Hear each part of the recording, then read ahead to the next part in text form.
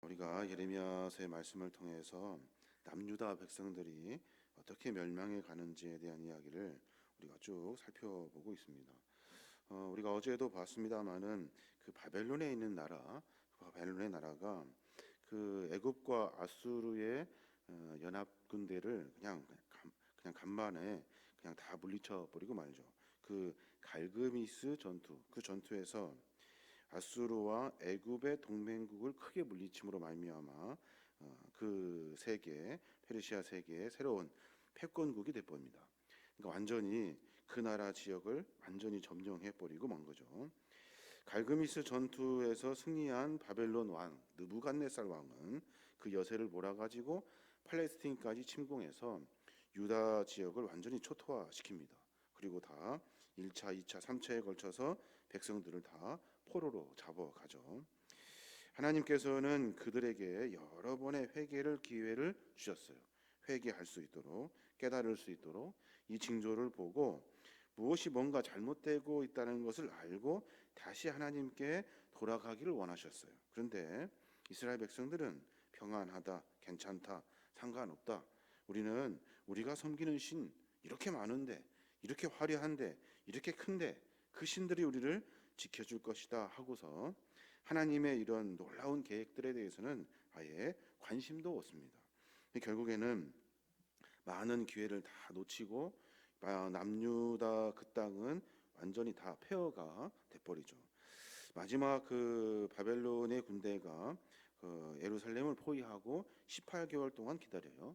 그리고 나서 완전히 비참할 대로 비참해진 이스라엘 땅의 성벽을 뛰어넘습니다. 그리고 나서 오늘 말씀과 같이 정말로 그 맏아들을 죽인 것 같은 슬픔이 그들 모두에게 임하여지게 되는 거예요. 남주다 왕 시드기야 왕이 도망치다가 붙잡힙니다. 백성들 내버려 두고 성벽에 몰래 그 작은 구멍으로 시드기야가 빠져나가요.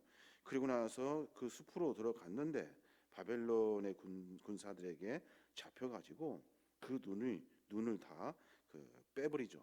그리고 나서 바벨론으로 끌려가가지고 아주 비참한 일들을 겪게 됩니다. 백성들뿐만 아니라 왕들까지도 아주 비참한 일들을 겪게 돼요. 왜 그러냐면 어제도 우리가 말했습니다만은 두 가지예요. 하나는 귀가 고장나서 그래요. 귀가 고장나서 듣지를 않아요. 하나님 말씀을 깨닫는 귀가 없다는 거예요. 그래서 어제 말하잖아요. 귀에 할례를 받지 못했다. 10절에 있는 말씀 어제 봤습니다만은 내가 누구에게 말하며 누구에게 경책하여 듣게 할꼬 보라 그 귀가 할례를 받지 못하였으므로 듣지 못하는도다. 보라 여호와의 말씀을 그들이 자신에게 욕으로 여기고 이를 즐겨하지 아니하니 그래요. 귀가 고장 나가지고 뭐 잘못됐어요라고 말하면 듣지를 않는다는 거예요. 결국에는 그 말을 나한테 욕하는 줄 알고 나를 싫어해서 말하는 것으로 착각한다는 거예요. 그래서 결국에는 어떻게 돼요? 결국에는 이스라엘 땅 가운데 회개하는 한 사람이 없어요. 한 사람도 회개하지 않아요.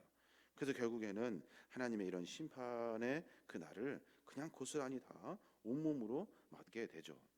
영적 귀머거리. 깨닫지 못하고 듣지를 못하는 귀. 이 귀로 말미암아 하나님의 말씀의 경고를 못 듣는 것. 이것처럼 참 비참한 것이 없어요. 그러면서 어때요? 15절에 부끄러워할 줄을 몰라요. 어제도 우리가 봤습니다마는 그들이 가증한 일을 행할 때 부끄러워하였느냐? 아니라 조금도 부끄러워하지 아닐 뿐 아니라 얼굴도 붉어지지 않았느니라. 그러므로 그들이 엎드려 자는 자와 함께 엎드려질 것이라. 부끄러워하지도 않았다는 거예요. 정상이라고 아무렇지도 않다고 괜찮다고 서로 말하고 위로하고 평안하고 인사하고 서로 그렇게 살았다는 거예요. 이 귀가 고장났다는 거죠. 그래서 부끄러워할 줄도 모르고 저 질책하는 말 하나님의 회개의 메시지 수많은 선지자들에게 주는 그 말을 깨닫지를 못했다는 거예요. 또 하나 뭐가 고장났습니까? 손과 발이 고장났어요. 손과 발이. 오늘 16절에 보니까 그 얘기를 하고 있어요. 16절에 보면 여호와께서 이와 같이 말씀하시되 너희는 길에 서서 보며 옛적 길 곧 선한 길이 어디인지를 알아보고 그리로 가라. 너희 심령이 평강을 얻으리라 하나 그들의 대답이 우리는 그리로 가지 않겠노라 하였으며 그래요. 너희들 잘못 갔으니까 옛적 길로 다시 가라. 그랬더니 그 말이 우리는 그곳으로 가지 않겠습니다 했다는 거예요. 옛적 길이 뭐예요? 옛적 길은 옛날 조상들이 하나님을 순수하게 섬겼던 믿고 따랐던 그 선한 길을 의미해요. 그 첫사랑의 길, 그러니까 하나님을 섬기며 하나님과 함께 살았던 그 옛날에 믿음의 조상들이 살았던 삶의 길, 그 길을 가야 하는데 그들이 우리는 거기로 가지 않겠습니다 했다는 거예요. 뭐가 고장났어요? 이 발이 고장났어요. 발이 하나님의 뜻대로 가는 의지가 전혀 없었다는 거예요. 왜 그렇습니까? 남유다가 살쪘기 때문에 그래요. 뚱뚱해졌어요. 비만해졌어요. 그래서 평안하다 괜찮다 하면서 하나님을 그냥 발로 차버린 거예요. 신명기 32장 15절에 보면 그런 이야기가 있어요. 너희들이 언제 어떻게 하나님을 배신하는지에 대한 이야기를 하고 있는데 그래요. 신명기 32장 15절에 보면 그러므로 여수른이 기름짐에 발로 찼도다 그래요. 여수른이 어디예요? 예루살렘을 상징하죠. 예루살렘의 별칭이죠. 예루살렘이 기름짐에 하나님을 발로 찼다는 거예요. 내가 살찌고 비대하고 윤택하며 자기를 지으신 하나님을 버리고 자기를 구원하신 반석을 없인 여겼노라. 왜요? 비대해졌기 때문에. 평안하다, 괜찮다, 먹고 살만하다라고 말하는 것 때문에 그들이 손과 발이 둔해졌다는 거예요. 우리의 신앙의 모습도 마찬가지죠. 우리가 늘 평안하다, 안락하다, 괜찮다, 살만하다라고 말할 때 이런 질책의 말을 듣기가 참 못 견뎌합니다. 그러니까 나는 내가 좋을 대로 하고 싶은 거예요. 손과 발이 그렇게 많이 움직일 필요도 없고 고생할 필요도 없어요. 가만히 있으면 되잖아요. 그래서 평안하다 한 거예요. 옛적 길로 가려면 어떻게 될까요? 만들어놨던 우상들 다 버려버려야 되고 그리고 섬기고 따랐던 신뢰했던 자기 마음을 다 정비해야 되고 그동안 들였던 돈 여러 가지 재물들을 다 버려야 돼요.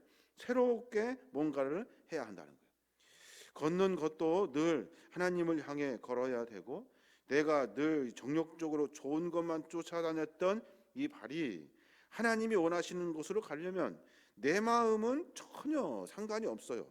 하나님의 마음을 쫓아가야 하기 때문에 그 발이 불편하죠. 가기 싫죠. 하기 싫을 거예요. 그 모든 일들을 해야 하는 것, 그 옛적 길을 이스라엘 백성들은 가지 않았다는 거예요. 살쪘거든요. 뚱뚱해졌어요. 그래서 비대해져서 모든 것이 다 둔해진 거예요. 이방 풍속을 쫓아 행하는 일들이 있어요. 오늘 보면 20절이 있어요. 20절에 보면 시바에서 유황과 먼 곳에서 향품을 내게로 가져오면 어찌함이냐 나는 그들의 번제를 받지 아니하며 그들의 희생 제물을 달게 여기지 않노라 그래요. 하나님 앞에 제사도 드렸어요. 예배도 드렸다는 거예요. 근데 뭘로 갖다 드렸냐면 시바에서 유향과 향품을 가져다가 하나님 앞에 드렸다는 거예요. 시바가 어디예요? 시바는 저 먼 지역, 그러니까 잘 사는 동네, 유향과 향품이 화려하고 이방 신들에게 섬기는 제물들을 만드는 그런 곳이에요. 그 도시에서 이방 신을 섬기는 도시에서 뭘 가져다가 하나님 앞에 드렸다는 거예요. 하나님은 그걸 가장 가증스러워 하시거든요. 그러니까 내가 이방신을 섬기고 있다고요. 그 섬기고 있는 것 중에 그 일부를 그래도 내가 조상부터 섬겼던 그런 가닥이 있으니까 그거를 여호와 앞에 제단 앞에 일부를 드렸다는 거예요. 그 하나님이 그것을 절대 받지 아니하시죠. 그거를 가장 증오하셔요. 이방신을 섬기는 제물을 가지고 하나님을 섬긴다. 이거는 있을 수가 없는 일이죠. 그래서 하나님이 이제 그들을 징벌하기로 하신 거예요. 희생 제물을 든 손에는 의인을 죽인 피가 있고 그 제물 안에는 자기의 욕망과 욕심이 들어있고 자기 손에는 그 어떠한 하나님을 향한 헌신의 마음이 없다는 거예요. 여전히 세상의 것 즐겨 하던 것들을 가지고 마치 내가 하나님을 퍽이나 잘 섬기는 것처럼 그것 갖다가 하나님 드렸다는 거예요. 뭘 이스라엘 백성 땅에는 공의와 진실이 없고 거짓과 포악과 압제와 욕심만 있고 그 땅에는 오로지 자기들 좋을 대로만 자기 욕심 그 욕망 그 욕정으로만 가득 차 있어서 자기들이 원하는 것만 쫓아다녔다는 거예요. 발은 그렇게 다니고 손은 하나님을 섬길 때 전혀 헌신의 마음이 없었다는 거예요. 그래서 하나님이 그 땅을 징벌하기로 하신 거예요. 오늘 26절에 보면 딸 내 백성들이 굵은 배를 두르고 재에서 구르며 독자를 이름같이 슬퍼하며 통곡할지어다. 멸망시킬 자가 갑자기 우리에게 올 것임이라. 하나님께서 이렇게 하시겠다는 거죠. 그리고 나서 준비해 놓으셨어요. 바벨론을 이스라엘 땅 그 성읍 밖에다가 진치게 해놓고 기다리셨던 거예요. 회개하고 돌아오면 하나님이 그들을 물리치실 것이고 그렇지 않으면 그 담을 넘게 할 것이다. 마치 버린 은같이 전에는 귀했거든요. 근데 버려요. 흔해졌어. 이런 일들처럼 하나님께서 그 땅을 완전히 다 버려버리겠다라고 지금 말씀하고 계셔요. 예레미야 선지자의 예언의 말씀을 들으면 오늘날 우리 신앙의 모습을 다시 한번 점검해 보게 됩니다. 우리의 귀가 과연 정상인지 한번 생각해 봐야 돼요. 우리가 말씀을 듣고 우리가 늘 하나님을 찾는다고 하지만 사실은 우리 마음에 좋은 것, 우리를 즐겁게 하는 것 이런 거에 귀가 둔해져 가지고 쓴 이야기, 말씀, 하나님의 회개의 촉구를 듣지를 못해요. 그러면 막 화가 나거든요. 속에서 막 불이 나겠죠. 그 말을 듣고 내 마음을 추스려서 삶의 결단을 만나지 않으면 하나님은 그 백성 내버려 두지 아니하신다는 거예요. 손과 발, 그 발이 자꾸만 옛적 길 하나님을 잘 섬겼던 믿음의 길이 아니라 지금 현재 내가 좋을 대로 하고 싶은 대로 하는 손과 발이 되어서 그래서 더 많이 비대해지고 더 둔해지고 더 하기 싫고 더 게으러진다면 하나님은 그것을 용서하지 아니하신다는 거예요. 우리의 신앙의 모습을 한번 점검해 봤으면 좋겠습니다.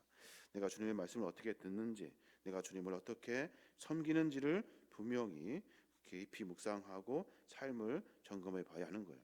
남녀다 결국 어떻게 됩니까? 결국에는 그냥 다 망하죠. 여러분 잘 아시는 것처럼 그 땅 예루살렘 그 성전 다 무너집니다. 그리고 그 땅은 완전히 다 폐허가 돼 버려요. 그 백성들 어떻게 해요? 다 포로로 끌려갑니다. 거기 사는 사람들은 누구예요? 아무 힘 없고 아주 연약하고 배운 것도 없고 다시 나라를 재건할 수 있는 힘이 전혀 없는 그런 사람들 몇 명만 남겨놓고 그리고 다 끌고 가버려요. 가서는 그냥 그들이 그냥 뭐 하는 것이 아니라 노예로 그리고 새로운 땅에서 아주 적응하기 힘든 그곳에서 삶을 살아요. 이런 교훈의 이야기들을 통해서 하나님은 우리를 그냥 마냥 사랑하시는 분이 아니셔요. 하나님은 우리를 통해서 일하시기 원하시는 분이셔요. 어떤 일을? 하나님을 섬기는 일을, 내 마음을 드리는 일을, 내 진심을 하나님 앞에 내어놓는 일을 하나님은 원하셔요. 그 일을 우리가 하지 아니하면 하나님은 내버린 은처럼 버려버리셔요. 과감하게 버리시고 새판 짜시는 분이 하나님이셔요. 죄송한 말이지만 하나님은 성경을 통해 보면 참으로 무섭죠. 그렇게 하지 않았다고 그거 했다고 하나님이 다 밀어버리셔요. 뿐만 아니라 그럼에도 불구하고 계속 기다리시고 기회를 주시고 용서하시려고 그리고 삶 속에서 하나님의 은혜를 만나게 하시려고 하시는 분이 하나님이셔요. 이게 참 큰 차이인 것 같지만 아주 얇은 배찍장도 같은 아주 얇은 종이와도 같아요. 그 순간에 우리가 어디로 선택하느냐에 따라서 구원을 받느냐 심판을 받느냐 하는 일들로 갈라지게 되는 겁니다. 오늘 하루 가운데 그런 묵상이 있었으면 좋겠어요. 하나님, 내 귀가 정상이 되기를 원합니다.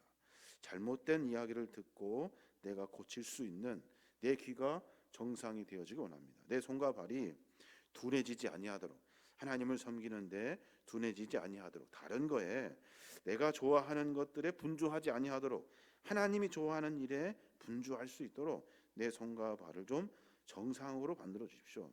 내 마음을 하나님께 드릴 수 있는 마음을 나에게 주십시오. 이런 고백이 우리의 고백이 되어야 될 줄로 믿습니다. 오늘 하루 가운데 이런 삶의 고백으로 말미암아 고칠 것은 좀 고치고 들을 거는 좀 듣고 그리고 결단할 거는 좀 결단해서 심판을 피해야 할 거예요. 멸망의 때를 벗어나야 하는 거예요. 그리고 삶 속에서는 합당한 빛의 열매를 맺어야 할 줄로 믿습니다. 이런 귀한 은혜로 말미암아 우리의 삶이 주의 은혜를 만나 더 감사하고 찬송하고 거룩한 믿음의 성도들이 되시길 주님의 이름으로 축원합니다.